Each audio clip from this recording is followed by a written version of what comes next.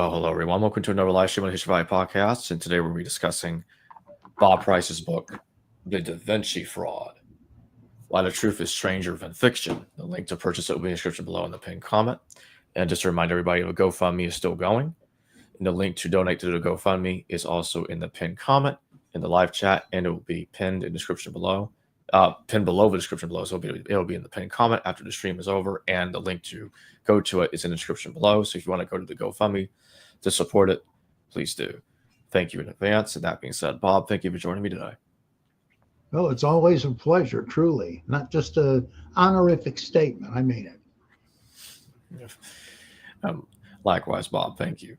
So first, remind everybody what the Da Vinci Code is for those that are living under a rock and have no idea what this work by Dan Brown is all about. Yeah, this book was fantastically successful in its day. And in fact, the first time I actually visited the Johnny Coleman Seminary on site, I taught for them for a few semesters in their online seminary. I found in their bookstore copies of the Da Vinci Code, and it turns out they thought the thing was factual. And so they wanted students to read about the hidden truth of early Christianity. I thought, oh boy. Then somebody at, I guess, the Council for Secular Humanism suggested I write a book detailing the inaccuracies and so forth in the book. Well, that's just right up my alley. I love stuff like that. I love the kind of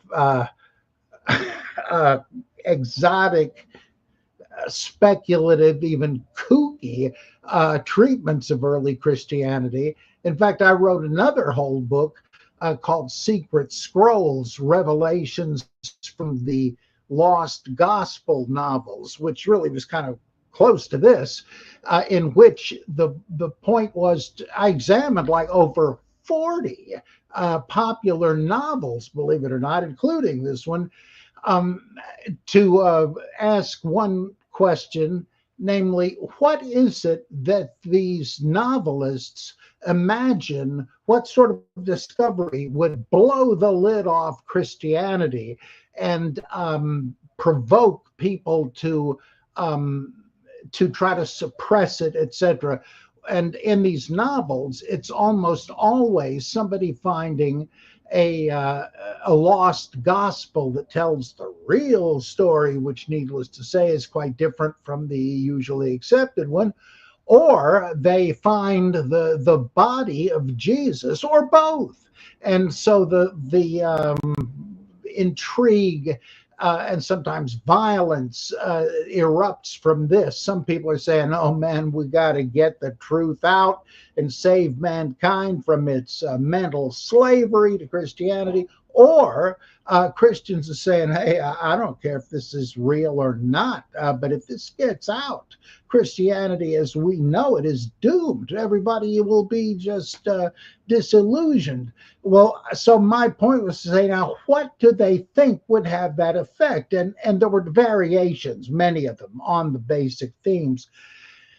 But I thought I wind up concluding that you're kidding yourself if you think any such discovery would convince true believers.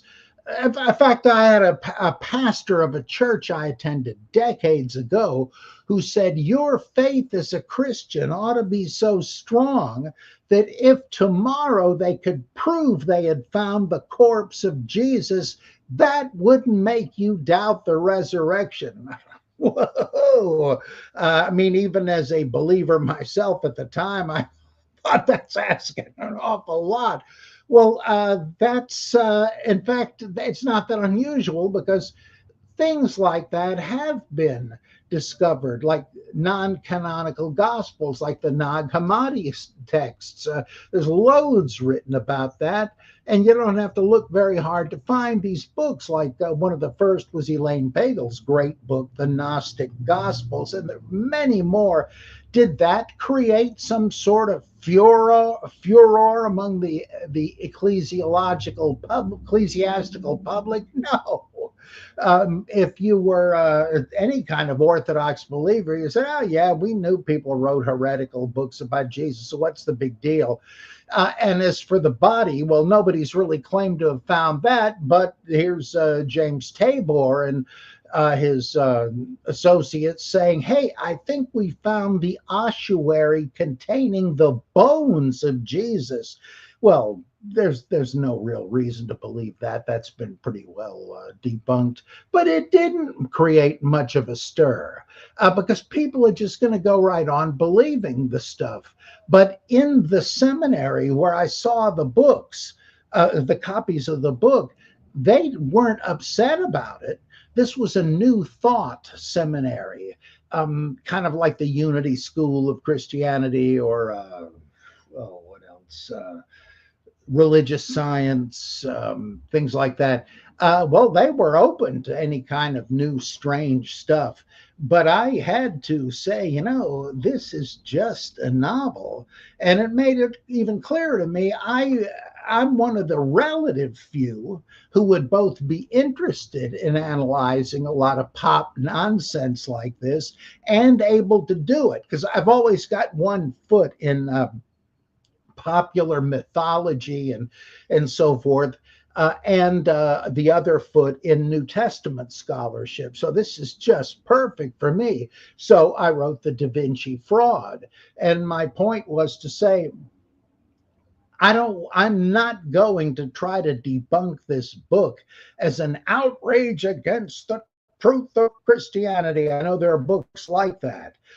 But I am going to be unafraid to debunk things that in it that I think are bunk, but in order to make the real traditions to which they refer more understandable. Like, what the heck is the Holy Grail? What's the deal with Mary Magdalene? Was there really a Priory of Zion organization that Da Vinci and Michelangelo and Isaac Newton belonged to? And so forth. That's the Templars, all kinds of things. It is fascinating, but they're just making a sandcastle out of it. So I thought, let's go into that and talk about what these things really were, as well as how they're really false leads. And now the I guess overarching a big problem here is that Dan Brown was taken in by all this. I was able to find about 4 books, pseudo-scholarly tomes, where people had already come up with aspects of the great secret propounded in the Da Vinci Code, and so I was. The thing was, Brown didn't understand how slipshod this pseudo-scholarship was, and so he is in effect propagating this series of misunderstandings about Jesus and Christian origins. But my subtitle of the book is Why the Truth is Stranger Than Fiction, because Brown was right, at least in saying that what you have heard in the Orthodox account of Christian origins really has as little basis as what Brown says. It's way up in the air. So I'm trying to be as appreciative as I can of both sides, but simultaneously as critical as I can. Like, for instance, and I'll wind this answer down with this, the idea that Mary Magdalene and Jesus were married, that's not a new view. I mean, Martin Luther, the great Protestant reformer, believed that.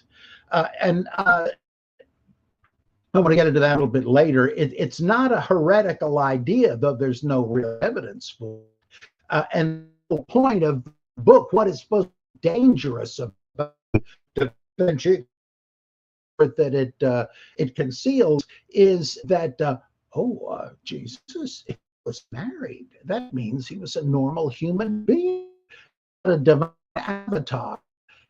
If you think that's a problem for Christian doctrine, you don't understand Christian doctrine. Brown assumes Orthodox Christology is something that actually is considered a heresy. He doesn't know the difference. So I'm trying to defend the Christian tradition against these popular distortions of it, but taking that as the occasion to say, however, the standard story of Christian origins leaves much to be desired as well. So let's see if we can cut through the veil of illusion on both sides. And I think the book is helpful in that regard. Hope so, anyway. So where did Dan Brown get this nonsense about Knights Templar involvement prior of Scion? Like, where did that all come from? Where's he getting this from? Ultimately, I suspect he got it from this massive book that came out a few years earlier by Lincoln, Lee, and Biogen, these three sort of journalists who wrote a book called Holy Blood, Holy Grail. And they spun the whole thing out. That there were a lot of copycat books, The Tomb of God, various other ones.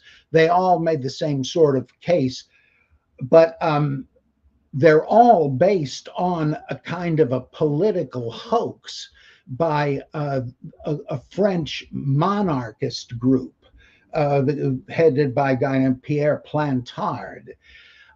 He fabricated a sheaf of what he claimed were ancient or at least medieval documents that once belonged to the ultra secret group, the Priory of Zion, which really means a monastery in Jerusalem, Mount Zion, right? And that all these big brains of the Renaissance were members of this, and they held this. Well, they did have advanced scientific knowledge. If those guys were members of it, though there's no reason to think so. But they also held, so Plantard said, the big secret that the legend of the Holy Grail referred to the bloodline of Jesus and Mary Magdalene, because they got married and had a bunch of kids, and they had kids in turn on. It went generation after generation. After Jesus and Mary left Palestine and resettled in France or Gaul. And so that bloodline of the King Messiah had persisted until until the Merovingian dynasty, the one right before Charlemagne. And the Merovingian kings didn't die out. They weren't on the throne anymore, but they have modern descendants. And of course, Pierre Plantard, who cooked up the whole thing, said, c'est moi. I am the true heir of Jesus, and I ought to be installed as the new Merovingian king of France.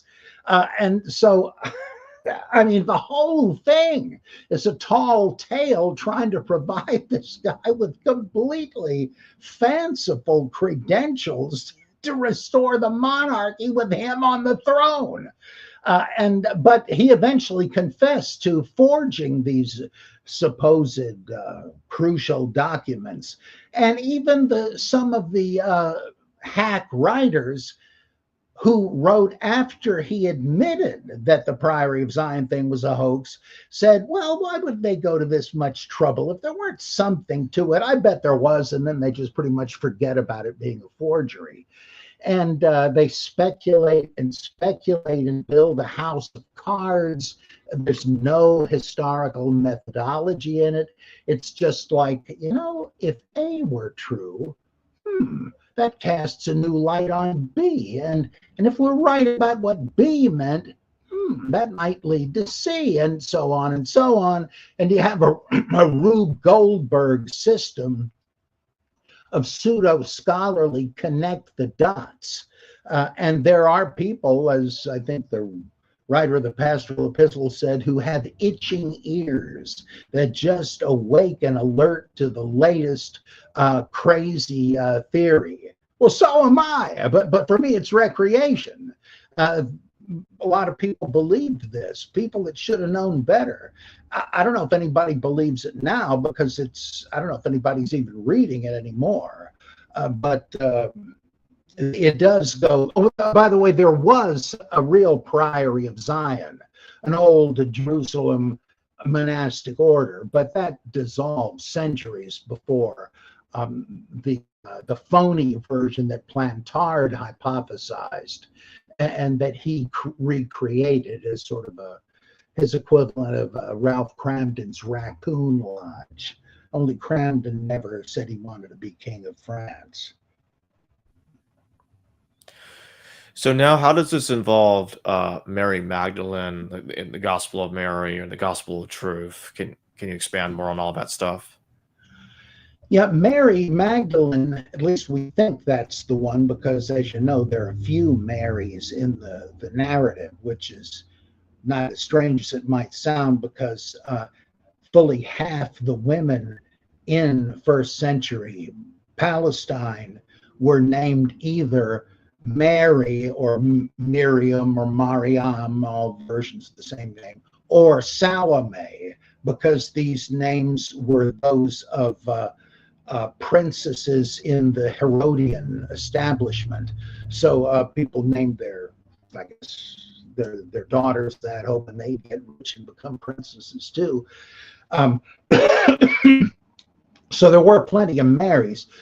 Well, the idea of somehow they zeroed in on Mary Magdalene, whom tradition said had been a prostitute and a demoniac before Jesus encountered her and cast out the demons, and she gave up her life, her career, and became a disciple of Jesus, not one of the 12 disciples, but kind of a camp follower, and supported him with her wealth, which would make sense if she were a prostitute, by the way. That was true in ancient Greece too.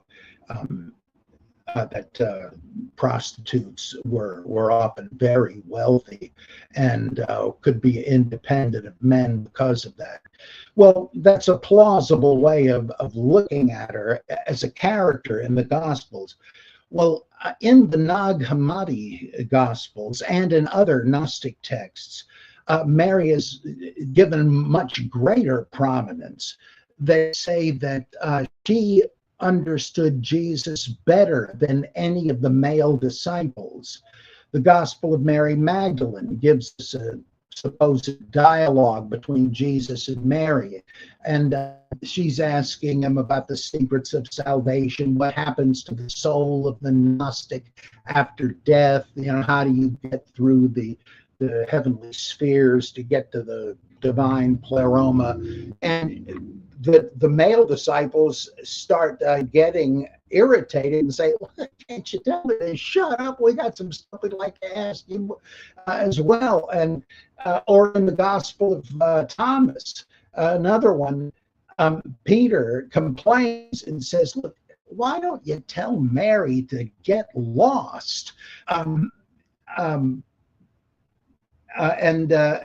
he says, because she's just a female. And Jesus says, well, not for long. I will make her male, and she will become like you males. For every female that makes herself male will inherit the kingdom, which sounds disgustingly chauvinistic, but really doesn't if you know the metaphors of the Gospel of Thomas. I will give her equality with you, implying he already has, and that she is as wise as any of them.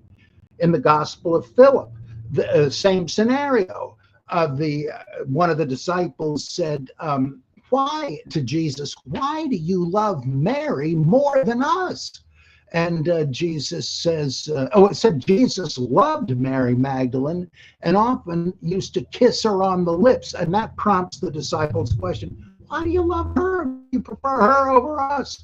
Well, the kissing, by the way, another Gnostic metaphor, meaning just to use your lips to communicate the secret of gnosis. But at any rate, You can see how this gets into Jesus and Mary being a couple, if you take it literally. But Jesus says to the male disciple, what you ought to be asking is, why don't I love you guys as much as I love her? And in the Pistis Sophia, the knowledge of faith, another great Gnostic treatise, Jesus says that she is the wisest of women, that she understands the all. And where did all this come from? I wrote an article decades ago now called Mary Magdalene, Gnostic Apostle. And I summarized this stuff and said, where did this come from? You don't really get this impression in the canonical Gospels. Nothing contradicts it, but it's never suggested. I said, well, it sure would explain it if you take seriously what the Gnostic texts say, that she became a kind of a guru and even a teacher of Gnostic Christianity, I believe in France. And so did Mary and Martha of Bethany and so on. Why would you come up with that if there weren't anything to it, especially given the male chauvinism of the day? Well, I suggested perhaps she was a great, rival Christian apostle and taught what the others deemed as heresy, which would explain two things.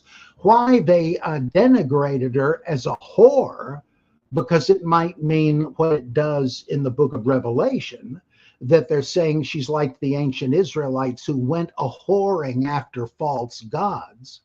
And number two, where they got the idea that she was demon-possessed. Well, the writer of the pastoral epistles says that heretics are teaching the doctrines of demons. Well, maybe that's what they meant. You shouldn't listen to that crazy wench. She learned all that crap from demons. Now, that doesn't mean she did, but that's how they viewed Gnosticism. So I figured it's not unreasonable to suggest that there was a historical Mary Magdalene and that she was well versed in the teaching attributed to Jesus, which was Gnostic. Who can say, right? We don't have a time machine. I've eventually come to think that's probably not the case, but still, what I prefer as a theory is still speculative. Like, we don't really know. It could be either one or some third thing. And the one I tend to gravitate toward is Barbara Walker's theory that Jesus represents one more version of the dying and rising God, and that Mary Magdalene is one more version of Ishtar, Isis, et cetera, the goddess who raises the slain God from the dead, because she comes and finds the empty tomb and so forth.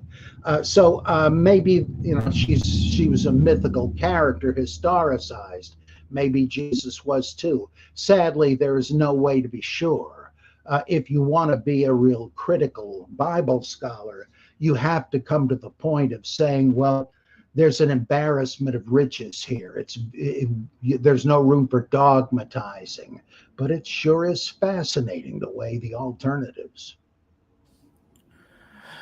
Are the Arabic infancy gospel and the infancy gospel of Thomas and the secret gospel of Mark involved in this situation at all? The secret gospel is whether it's a beefed up version of our canonical Mark, or whether it was the original that was edited to become ours.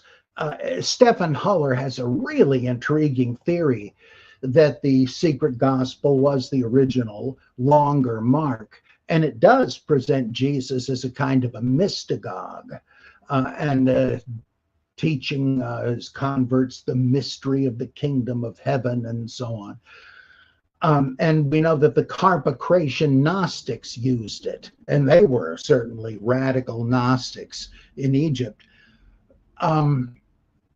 So whether it's primary or secondary, in one form, it does have to do with Gnosticism. And in fact, you can spin out Huller's argument a bit further, though it's speculative, to say that it may have been the same as the so-called gospel according to the Egyptians, which anti-heresy writers mention and quote bits of, and again, the same as the gospel of Basilides, who was one of the great Gnostics. And again, I can't really, I'll bore everybody into a coma if I haven't already going into all the details, but to me, it's a very intriguing theory, and that would certainly make Secret Mark Gnostic.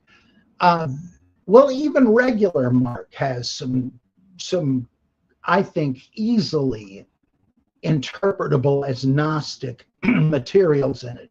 For instance, in chapter 4, Jesus is giving the crowd parables.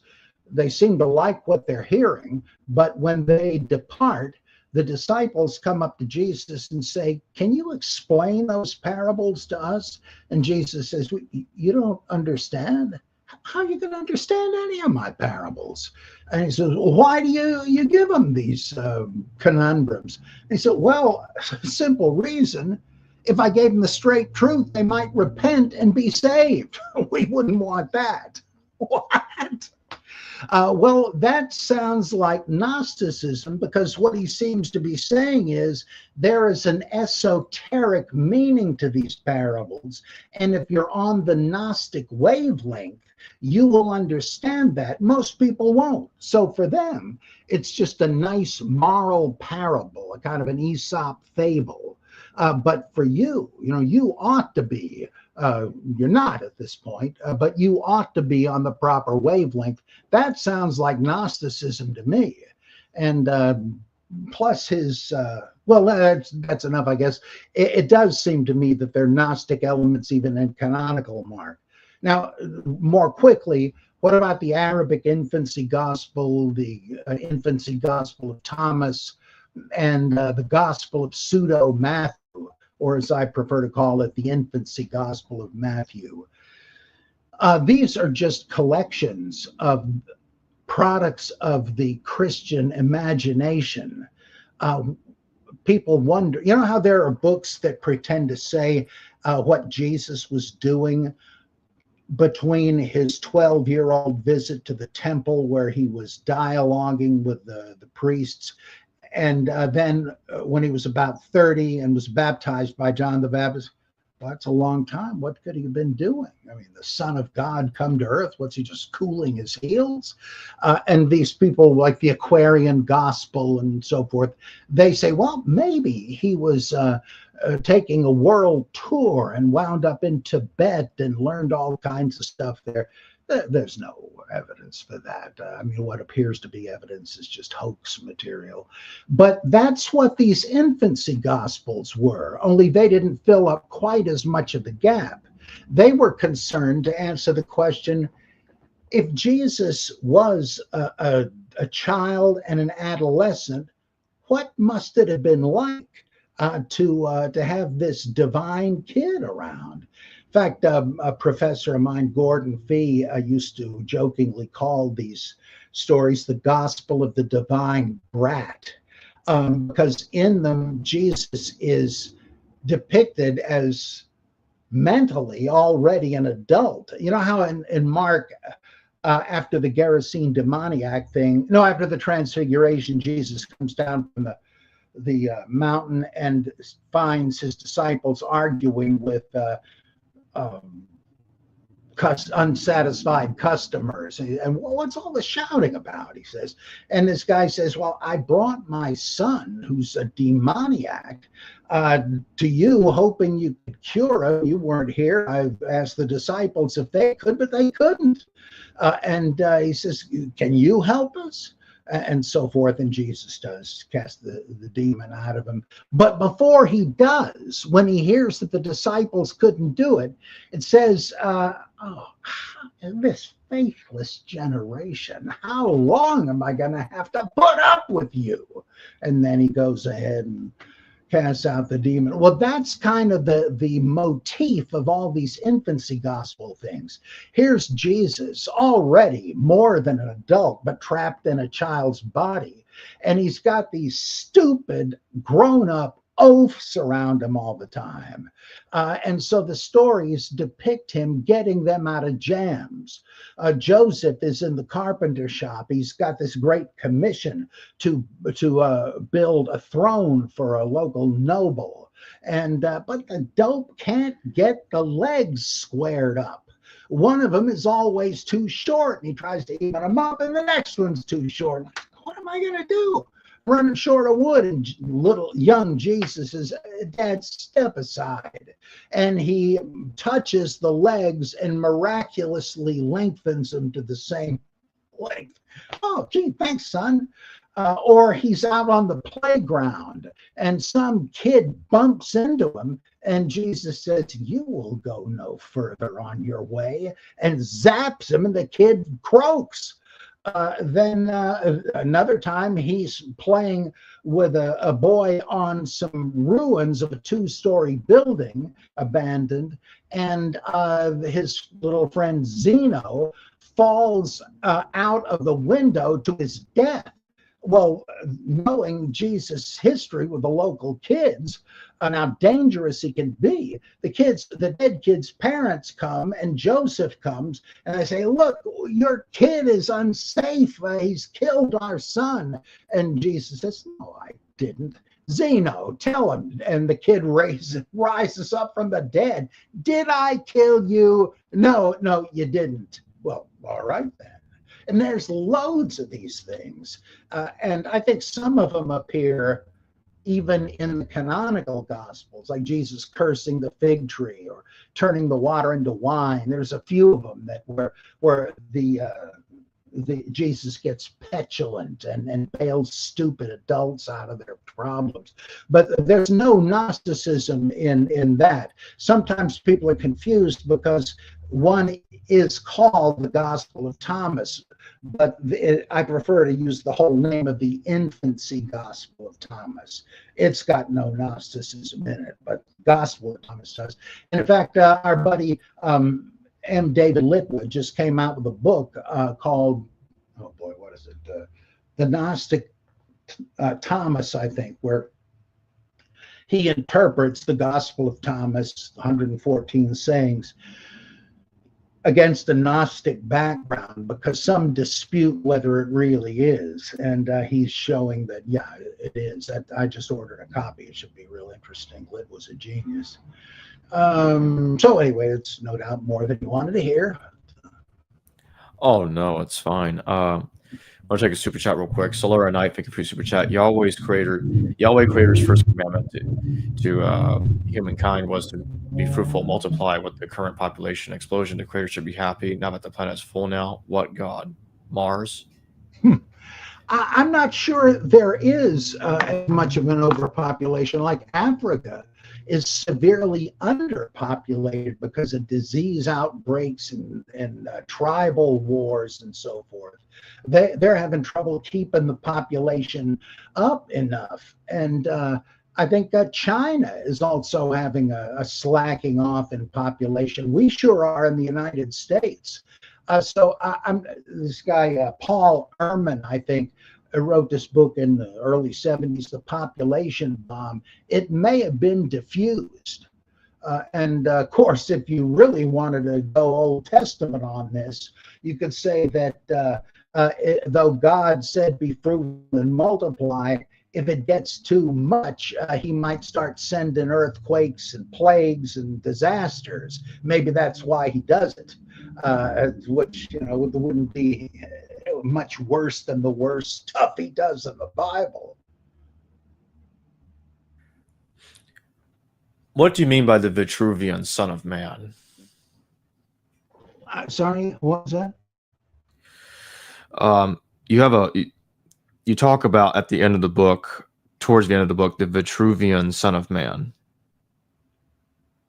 Oh, Vitruvian. Yeah, that's this famous, what would you call it? A kind of a chart or diagram that Da Vinci drew, I guess, as an anatomical guide for his painting or sculptures, etc.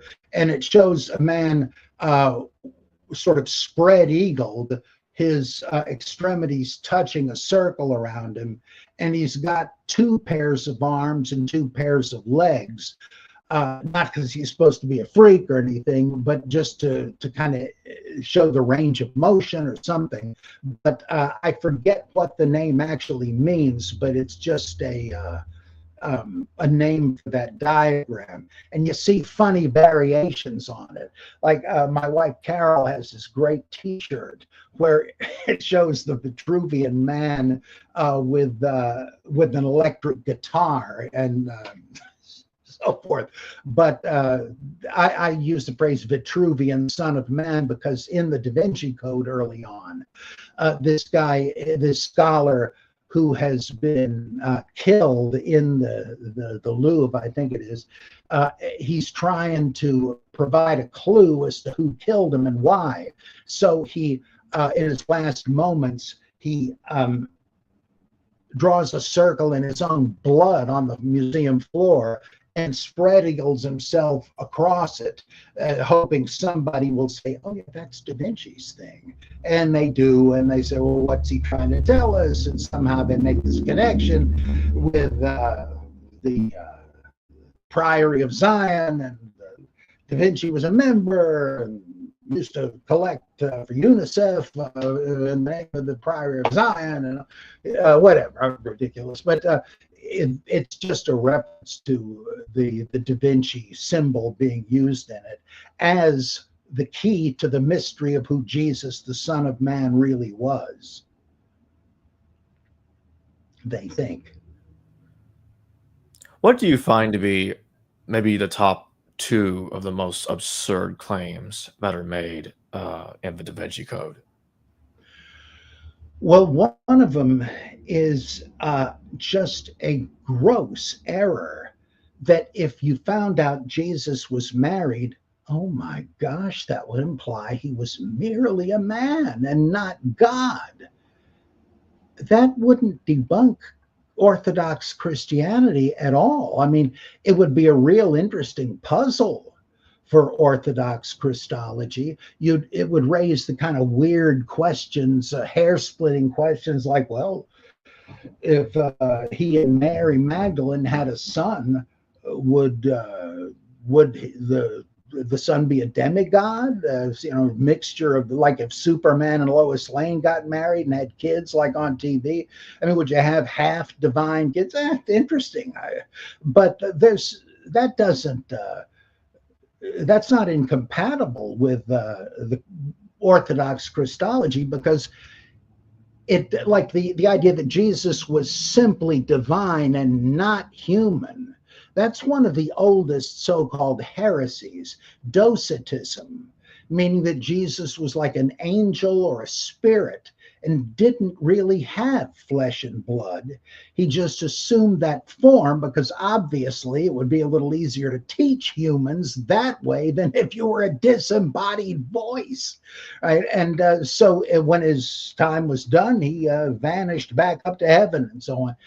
That was an early Christian view, but it died out. And when they came up with the Nicene Creed and all of that stuff, for which they blamed Constantine, it said, no, it's much more complicated than that. Jesus must have had a complete human nature. He was genuinely human in every way, but he also possessed a divine nature. He was God incarnate. And the humanity wasn't just like a scuba suit made out of flesh. He was really human and really divine, but he wasn't a multiple personality because the two natures were joined indissolubly into one single personhood. And the two natures were not mingled, as Monophysites thought. The one nature didn't absorb the other. No, somehow, and obviously this passes understanding, but Jesus was fully God and fully man, at the same time. Now, that may be incoherent. I certainly am not bound by that belief. It seems to me it's just an artificial formula. But the point is, um, Brown doesn't seem to understand that very basic thing. It's not basic in the sense of being simple, but the simple fact is that is the belief of the Catholic and Orthodox and traditional Protestant churches. It would puzzle Christians if Jesus and Mary had a son, but that in no way would debunk Orthodox Christology. So that is the big howler of it. See what some of the claims seem very bizarre, but aren't. But the the choice of books in the New Testament canon. There's this misconception that seemingly will not die, that the Council of Nicaea chose the 27 books of the New Testament. Well, that's sort of in the same neighborhood with the facts, but it's wrong. The Council of Nicaea was 323 CE, but it was a good 30 to 40 years between until three North African synods made official proclamation of the 27 book canon. Now, there were plenty of other books, and Brown says there were some 80 gospels. Well, if you define gospel a little bit loosely, some sort of a treatise or list of sayings or narrative about Jesus, yeah, we do have references to about that many in various ancient writers. Of course, when the Nag Hammadi texts were discovered, we had never even heard of most of those, but that would add yet more.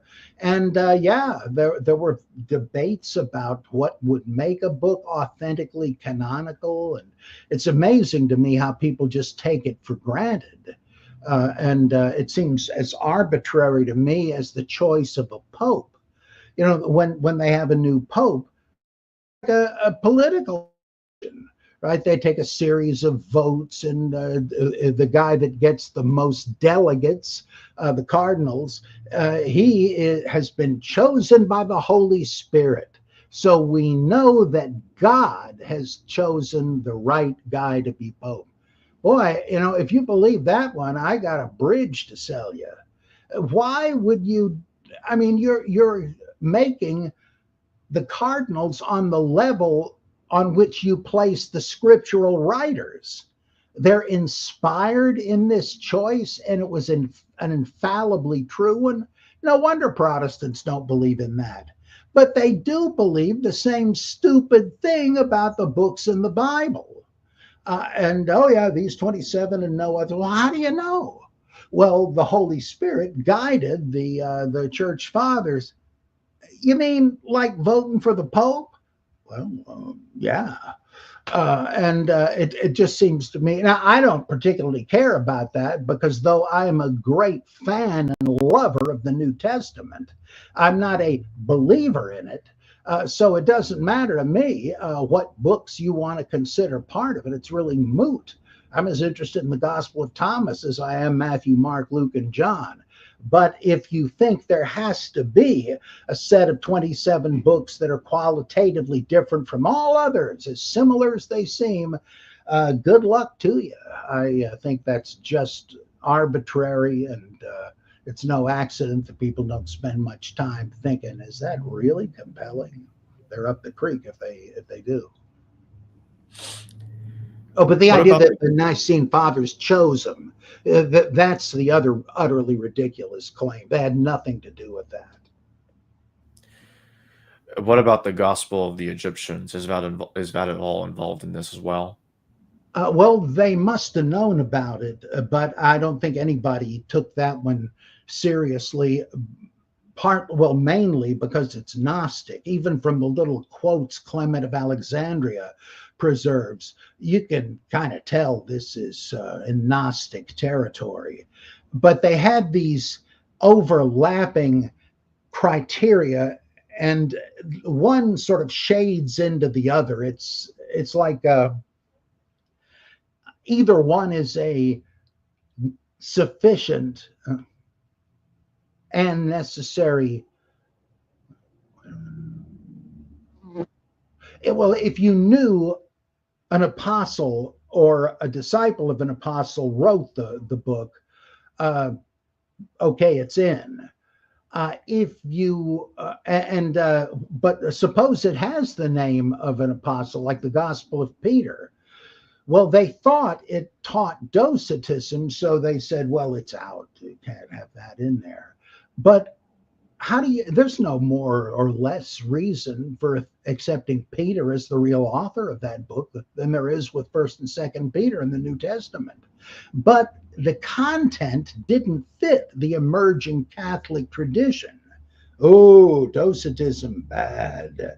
And so that's out.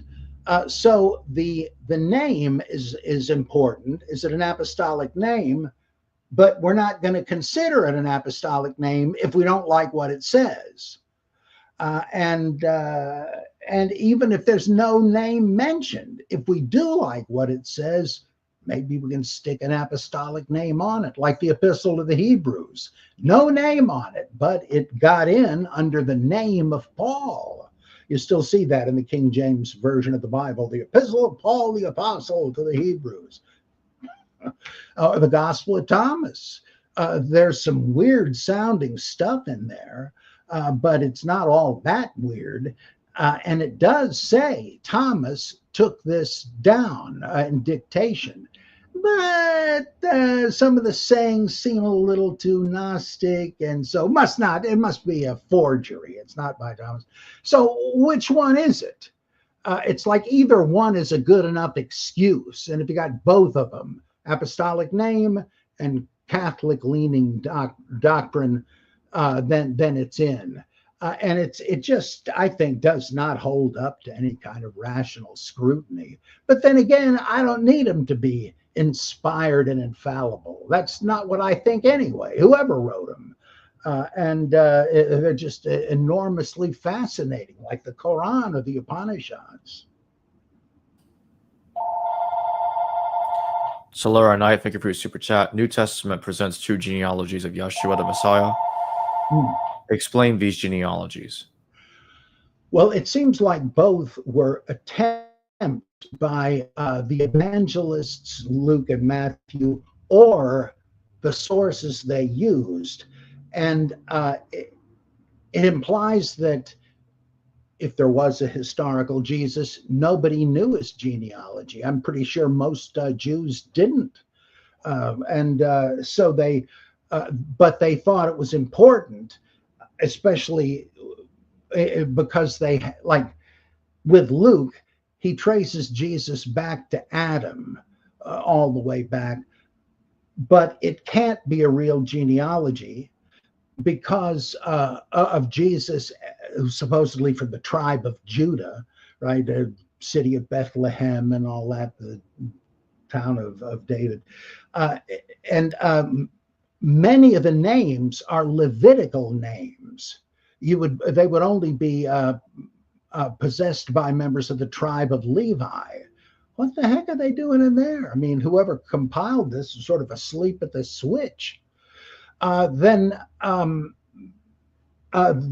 one reason they differ, though, is that one of the genealogies, they match going way back there, but when they get to David, and that's Matthew's real point. Well, both of them really. It has to be the Davidic Messiah. So how are we going to connect the dots? Well, after David, he had various sons. Luke picks one of them. I forget which is which. One of them has Solomon, the other one has Nathan. And they trace the descendants of David through that line down to Jesus. Why? I mean, I guess both of them could be true, but it's a little strange. And Matthew's numbers don't work out. He doesn't have nearly enough generations in it, and he miscounts the ones he does have. And both of them are a little shaky at the end. There's a jog in the road. It says, I think, in Luke, so and so begat Joseph,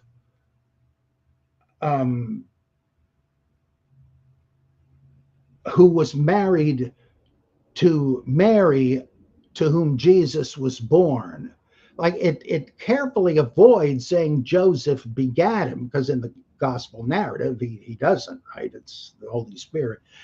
But in Matthew, it says, it gets down to Joseph and says, who was the husband of Mary. It's not the same wording, but it's another sort of jog in the road, sort of trying to distance Jesus from having a human father.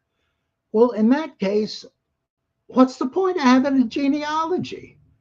Even a scholar as brilliant as Raymond Brown felt uncomfortable with this. He admitted you cannot harmonize the two genealogies.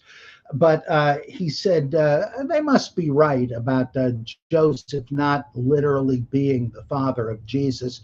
But that's okay, because Joseph did adopt Jesus as his own, right? I mean, on any understanding. So he was legally the son of Joseph. I'm sorry, I cannot believe that would have given him legitimate credentials if he wasn't of the bloodline of King David. But you got to ask yourself, how do you get this last little jog in the sequence? Was that, as I've just implied, an interpolation that somebody is trying to, they realize, yeah, so much for the virginal conception. If Joseph was his father, well, I don't want to give up that story, but I don't want to give up this genealogy. So maybe I can sort of fudge it so that he's kind of a descendant of David, formally, legally, but he was conceived by the Holy Spirit. Yeah, that's the ticket. And so both of them do that. And that means that they both had genealogies put together by people who assumed Joseph was the biological father of Jesus. But both evangelists are faced with the same problem. If I have genealogical credentials that show Jesus could indeed be the Messiah, since he's Davidic, I want to use that. But, he's not just that. I got these miraculous conception stories. I'll put them both in and hope nobody notices. Well, then you got another problem, because Mark actually seems to repudiate the idea that Jesus was descended from David. Boy, it is really sad to see scholars do gymnastics around this one. Jesus says, I think it's in Matthew chapter 10 somewhere, Mark chapter 10, where Jesus calls the crowd and he says, hey, here's a good one. How can the scribes teach that the Messiah is to be the son of David? How can he be? Because look at Psalm 110. Isn't this God? Isn't this David speaking to the coming Messiah? It says, the Lord said unto my Lord, sit at my right hand, and so on. I will make your enemies your footstool.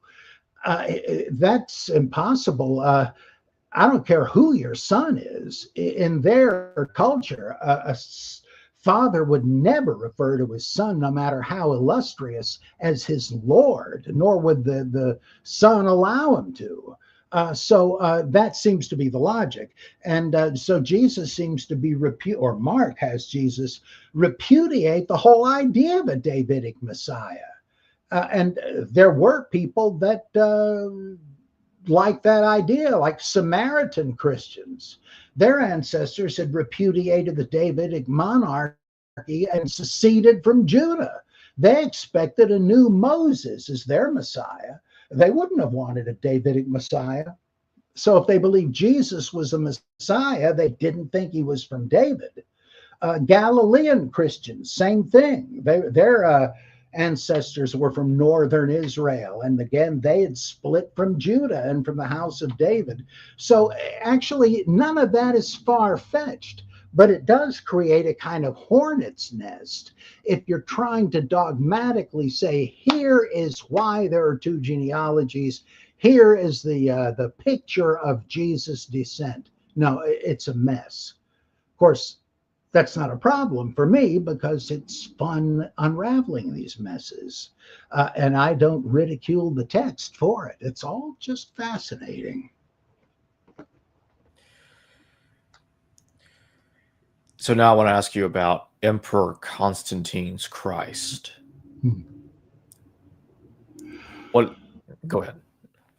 Well, the big question about him is, was Constantine converted to Christianity?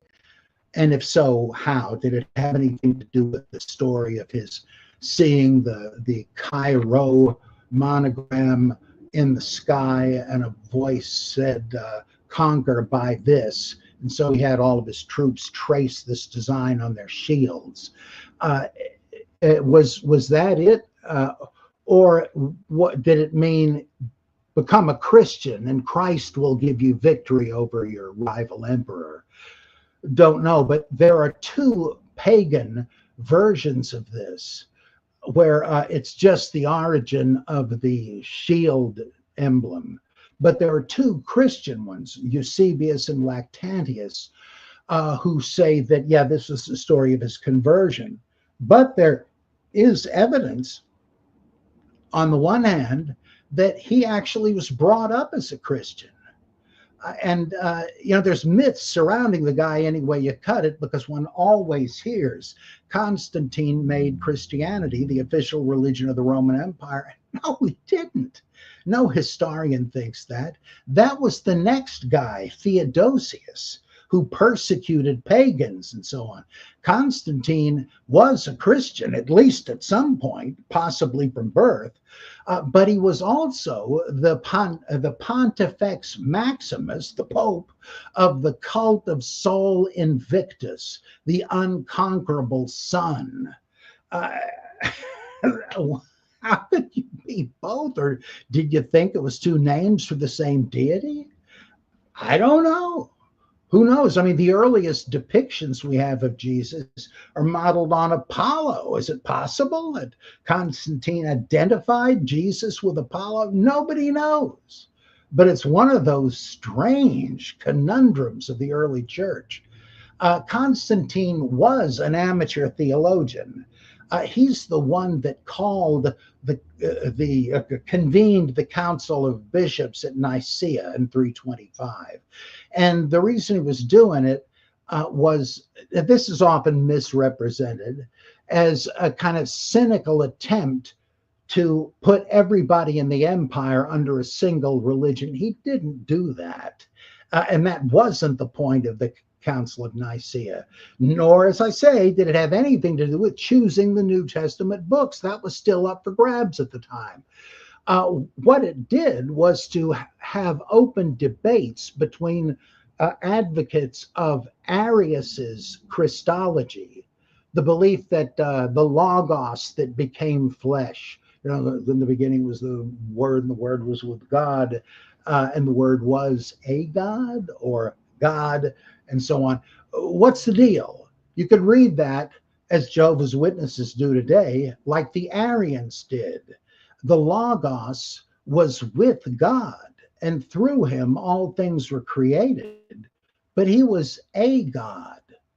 Philo had said this about the Logos through which God created the world. It was the first emanation from God, and it was a second God. It was not eternal.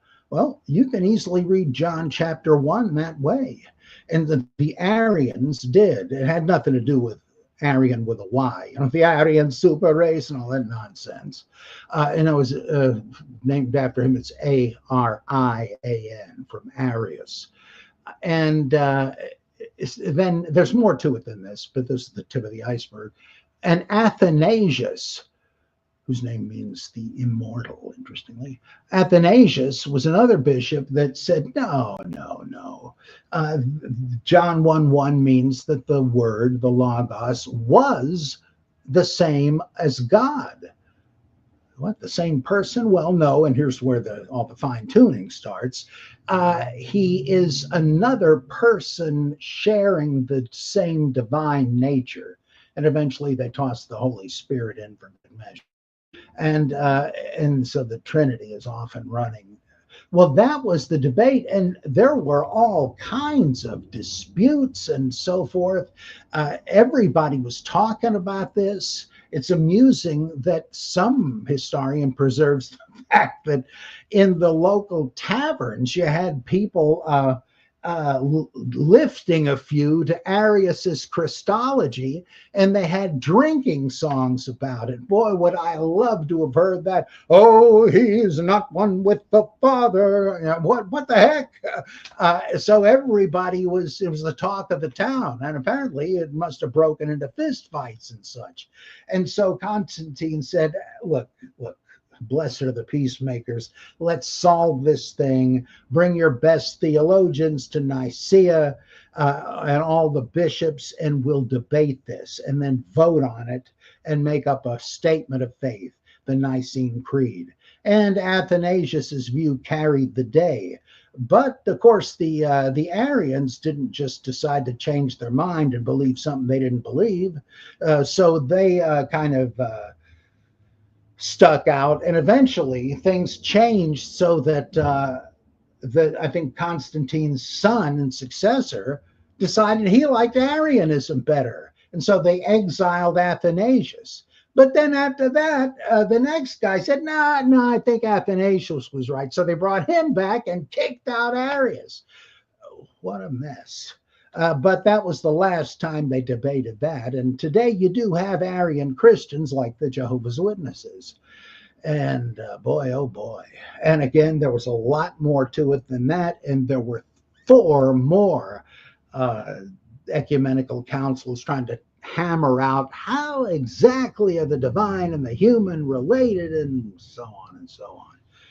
But anyway, Constantine simply wanted to hash it out, and they did come up with a final statement.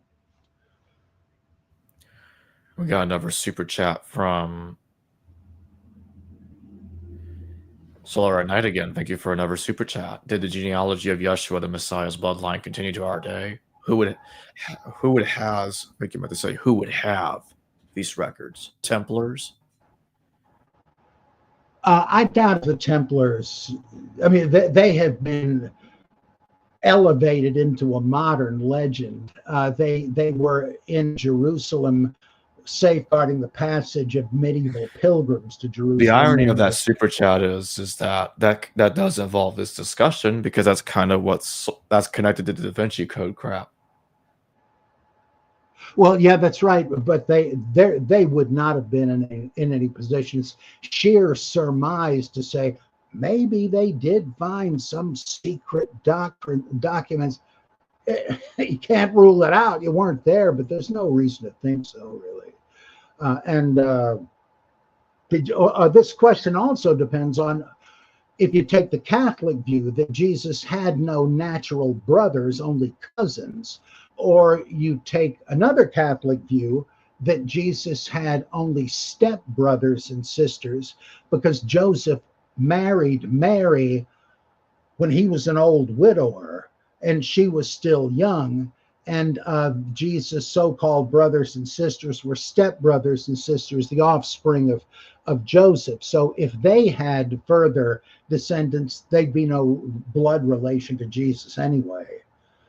So it kind of depends on what you make. But now, if you're a liberal Protestant and you say, well, yeah, Jesus, James, Joseph, Thomas, and Judas, who were listed in Mark chapter 6, I think, they were actually the flesh and blood brothers of Jesus, because it never really says. Well, then you could theoretically have descendants of Jesus to the present day, but I don't think there's any way you could possibly determine it. And I'm sure there's no written proof of it. Boy, would that be fascinating, though. I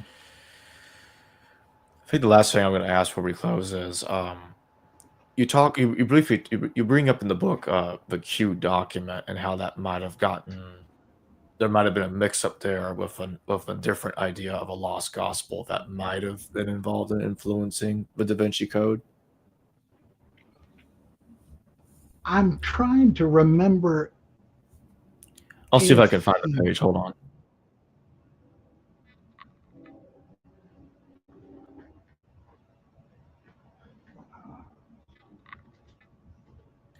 It's in page 171. I'm going to it now. All right, this is what you say. Also rumored to be part of the treasure is the legendary Q document, a manuscript that even the Vatican admits they believe exists. Allegedly, it is a book of Jesus' teachings, possibly written in his own hand. Why wouldn't Jesus have kept a chronicle of his ministry? Most people did in those days. It is hard to know where to begin. Brown probably got the idea that Mary Magdalene is wrapped up in the Q from the Hiram key. So that's what I was asking about. Yeah, let's see. Oh, yeah, I said that Dan Brown doesn't seem to know what it is, or the guys he got this from, the authors of the Hiram Key, and they have somewhere got the notion that it was a source document drawn upon by all four canonical Gospels, which is not the case, right? Those who believe there is a Q source, and Q just is for Quelle, a German word for source, a saying source used. Well, it's hypothesized that it was a separate document, and it consists of the sayings material that you find in both Matthew and Luke, but not in Mark, because almost all of Mark is taken up into Matthew and Luke. And then there's all the stuff that they have in common that they couldn't have gotten from Mark because he doesn't have it. Well, did they get it from some other document? That's reasonable. And so scholars have said, yeah, maybe there was this Q document. Who knows what it was called, though. Just might as well call it that rather than Fred or something. And I explain a bit what...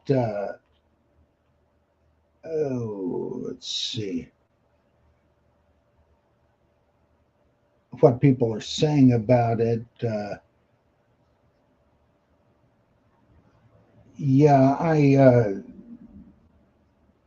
There's no real reason to think that in fact, what I'm quoting there about people, teachers keeping a record of what they said, a written record. I don't know where they're getting that. I don't think Socrates did.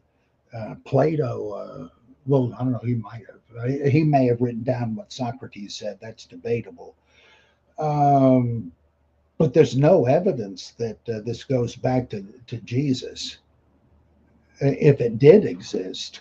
And I'm not sure it did really, but it wouldn't help this, because I don't think Brown has a problem with the usual stuff that we find in the canonical New Testament. He just thinks there's this secret hidden in there if you know how to read it. But anytime anybody says there's an esoteric subtext, I always ask, well, how do you know that? If it's hidden, how did you dig it up? Because when people say that, usually it means they're about to use the Bible as a ventriloquist dummy, which everybody does. Here's what it really means. And the idea was, to paraphrase a common fundamentalist slogan, I said it, the Bible believes it, and that settles it. You're just saying, well, I'm a smart guy. I guess Jesus was at least as smart as me, so he must have agreed with me. Get out of here. If you can do that, you don't even need the Bible. You're the Messiah.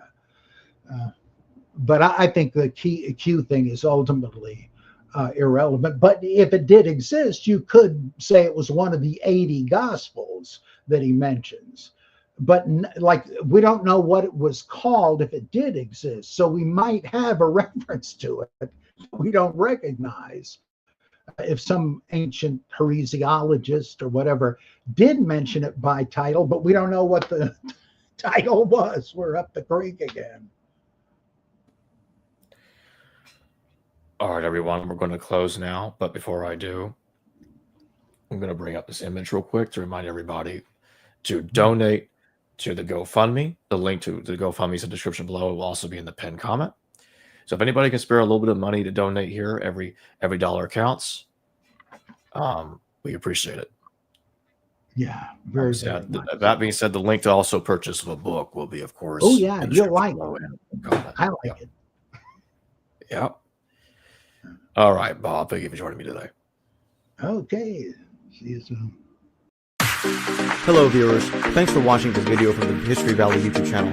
Please don't forget to subscribe and hit the notification bell. And if any of you wish to further support this channel, please consider checking out this channel's Patreon page and becoming a patron, and or donate through PayPal or through Super Chat during your live stream. Thank you.